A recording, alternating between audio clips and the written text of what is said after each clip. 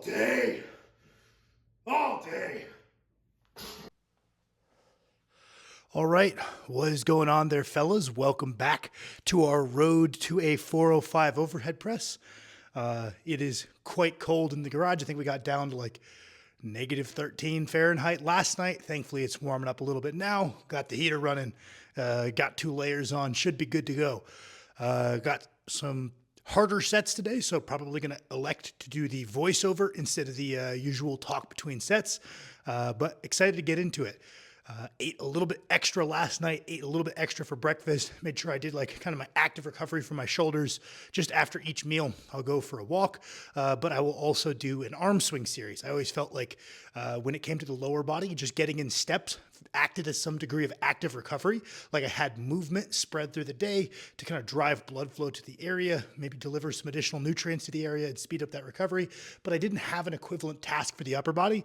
So this is something I got in the habit of doing when I was pushing for that 600 bench press was after each meal, I would do my walk, but I would also do like a series of like 50 arm swings, like wrist circle, elbow circle, open closed chest, and then big arm circles, maybe throw in some small ones too, but I would space that 5 to 6 times through the day, and motion is lotion. My shoulders felt unbelievably healthy, and I felt like my shoulders were recovering substantially faster. Just like if I did a leg day and then my knee fell off a cliff, my step count went off a cliff, I would feel stiff as shit the next day. I felt the same thing was happening with my shoulders, where I would put them through a rigorous workout, but then they would be very immobilized for the next X number of days. Just introducing that constant low grade movement made a big difference. So we're getting back into that while we're pushing for this big overhead press, so that way I can train a little bit harder, a little bit more often. What a handsome little guy who's way too big for his bed.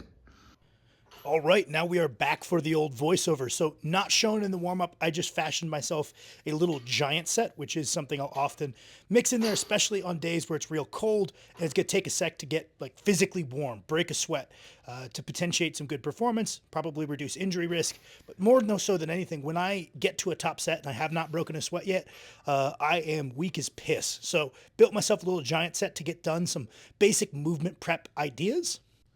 So that little giant set consisted of 3 rounds of sets of 15 with the empty bar on overhead press. Sometimes I'll use a behind the neck press. Sometimes I'll use a dumbbell press. Just something warming up those primary movers. An antagonistic movement, which in this case was lat pull downs. Some work for the kind of rotator cuffs, rear delts, upper back area. Today I just picked face pulls kind of arbitrarily. And then some overhead mobility, which I did a different thing each round. Did some PVC pipe over and backs. Some T-spine mobility on a foam roller, and then a stretch on a ball that I've showed you guys a couple times on the channel. So I was pretty nervous coming into this session, as this is the heaviest we've gone on the return to overhead pressing as a big priority within training. And especially because I didn't do a fatigue strip back the prior week, I wasn't sure how this would go, but I'll leave you guys to watch the top set here with audio.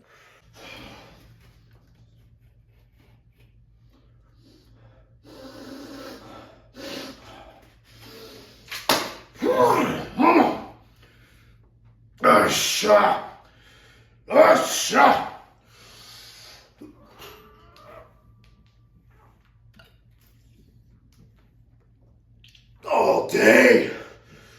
All day. So as you can see, that went pretty well. That's kind of what I was hoping for. My all-time best, I want to say that was about a triple. And the fact that I'm getting that for a double while pre-fatigued, I did a pretty difficult overhead session just Saturday, today being Monday. I'm feeling really good. We're starting to get back into that all-time territory.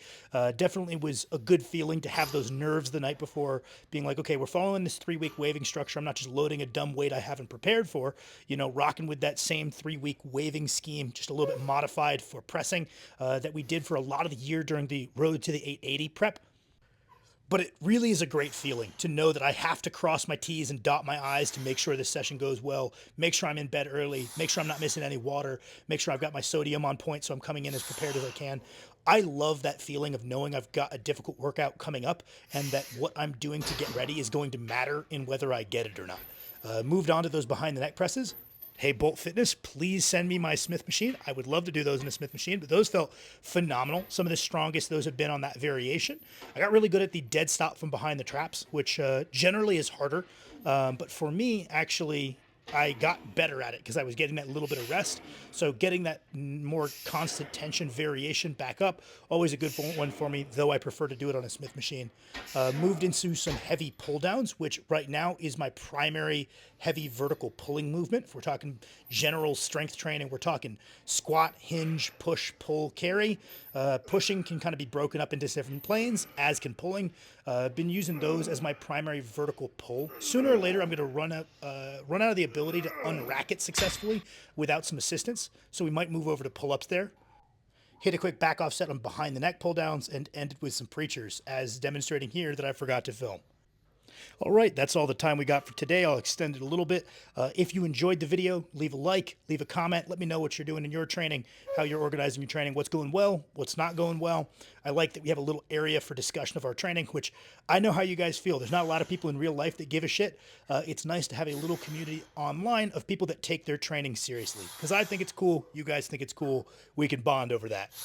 If you enjoyed the video, leave a like. And thank you to the fellows on the Patreon. We've been pretty good about that weekly Q&A, eh?